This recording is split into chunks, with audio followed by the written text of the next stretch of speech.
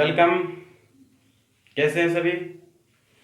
तो चलिए आज हम लोग कुछ आगे के पॉइंट को डिस्कस करते हैं। इससे पहले हम लोग करंट इलेक्ट्रिसिटी में free electron, conductor, insulator, semiconductor, charge, current के प्रॉपर्टी इसको डिस्कस कर चुके हैं। अब इसमें हम लोग देखते हैं किसी भी कंडक्टर में चार्ज कैसे फ्लो करता है, यानी कि फ्री इलेक्ट्रॉन कैसे फ्लो करता है। Flow of electron inside a semiconductor. तो हम लोग जानते हैं कि करंट तब हम लोग नाम देते हैं जब इलेक्ट्रॉन का यानी कि चार्ज का फ्लो होगा, चार्ज मोशन में आएगा। तो जब किसी कंडक्टर में कोई भी मूवमेंट नहीं होता है इलेक्ट्रॉन का, तब उस कंडक्टर में करंट का फ्लो नहीं होता। अगर ये कोई कंडक्टर किसी भी सर्किट से जुड़ा हुआ नहीं है, इस कंडीशन में इसमें free electron random motion show करता है। फ्री इलेक्ट्रॉन का मूवमेंट रैंडम होगा, जिगजैग मोशन होगा, और इस कंडीशन में नेट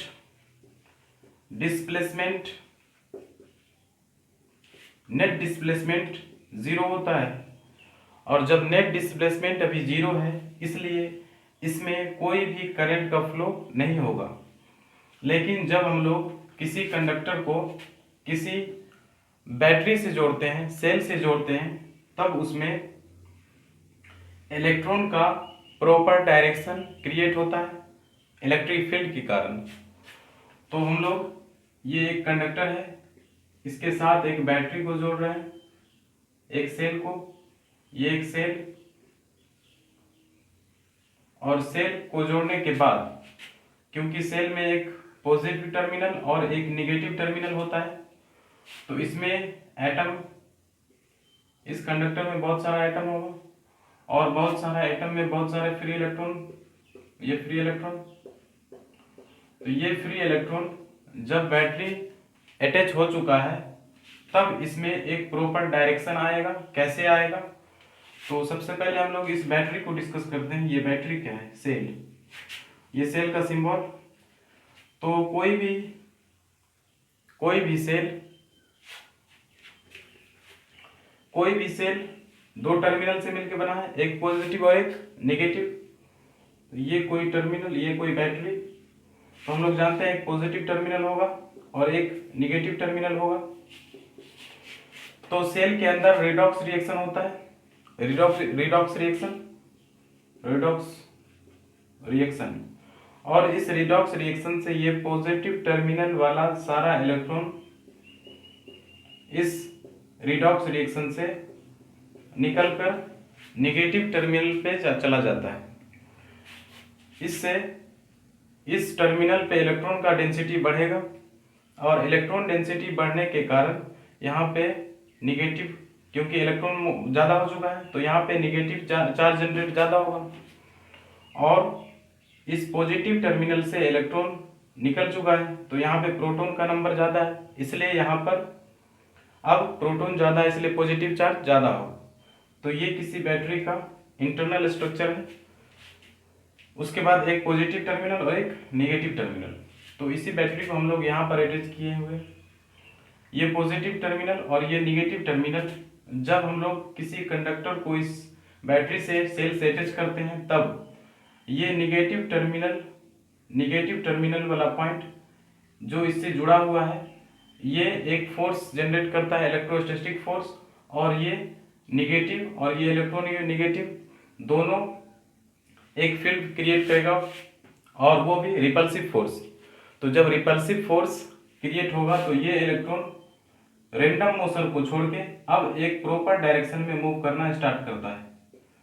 अब एक प्रॉपर डायरेक्शन में मूव करना स्टार्ट करेगा, और ये टर्मिनल नेगेटिव और ये टर्मिनल पॉजिटिव। तो यहाँ से रिपल्सिव फोर्स लग रहा है, और ये इलेक्ट्रॉन, ये पॉजिटिव चार्ज, ये नेगेटिव चार्ज, इस दोनों के बीच में अट्रैक्शन का फोर्स लग रहा है।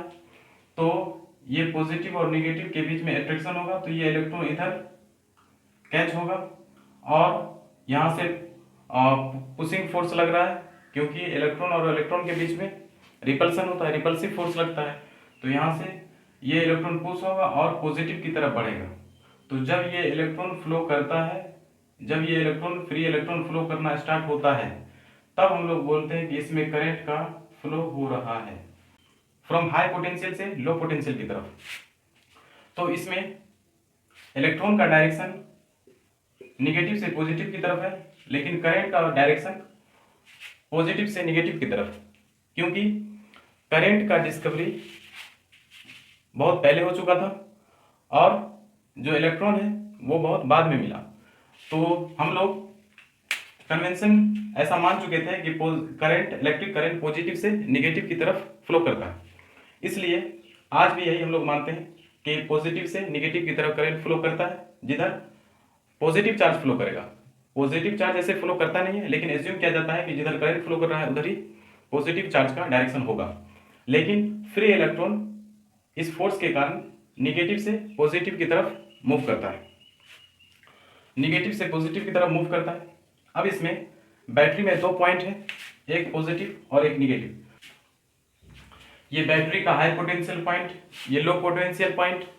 तो इलेक्ट्रॉन का मूवमेंट होगा लो पोटेंशियल से हाई पोटेंशियल की तरफ। उसके बाद ये जब इलेक्ट्रॉन मूव करता है तो इसमें जो वेलोसिटी प्रोड्यूस होता है, इस वेलोसिटी को हम लोग नाम देते हैं ड्रिफ्ट वेलोसिटी।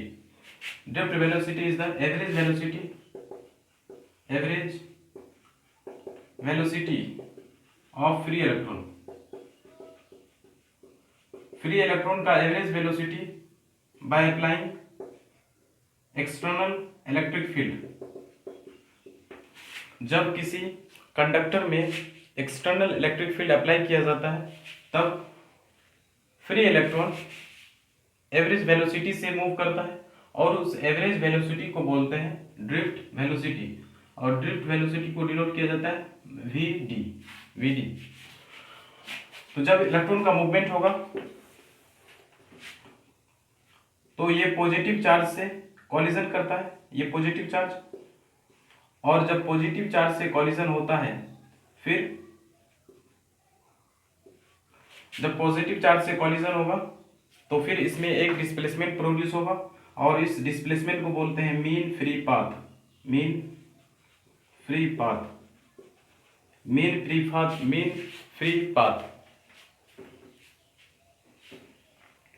तो मीन फ्री पाथ क्या है? The average displacement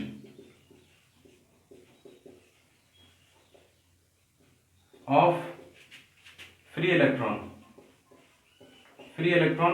between two successive collision.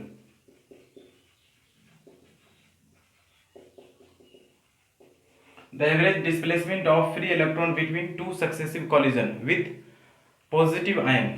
जब फ्री इलेक्ट्रॉन पॉजिटिव आयन से टकराता है तो फिर इसमें यहाँ पे डिस्प्लेसमेंट प्रोड्यूस होगा और इसी को बोलते हैं मीन फ्री पाथ, और इसका सिंबल है लैम्ब्डा। इसको लैम्ब्डा से डिनोट किया जाता है।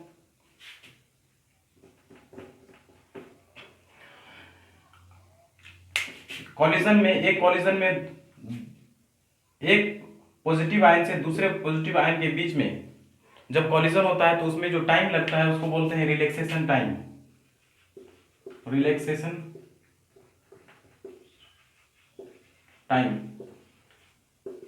Average time taken by free electron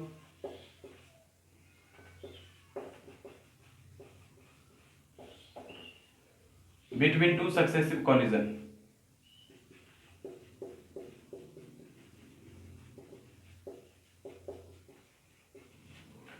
Average time taken by free electron between two successive collision with positive ion is called relaxation time, और इसको हम लोग टॉ से डिनोट करते हैं, टॉ। तो ये relaxation time, drift velocity, mean free path और रिलैक्सेशन टाइम, ये किसी भी कंडक्टर में जब इलेक्ट्रॉन का फ्लो होता है तो फ्री इलेक्ट्रॉन जो डिस्प्लेसमेंट जनरेट करता है उसको बोलते हैं मीन फ्री पाथ, और उसके एवरेज वेलोसिटी को बोलते हैं ड्रिफ्ट वेलोसिटी, और जो टाइम लगता है एक कॉलिजन से दूसरे कॉलिजन के बीच में उसका नाम है रिलैक्सेशन टाइम।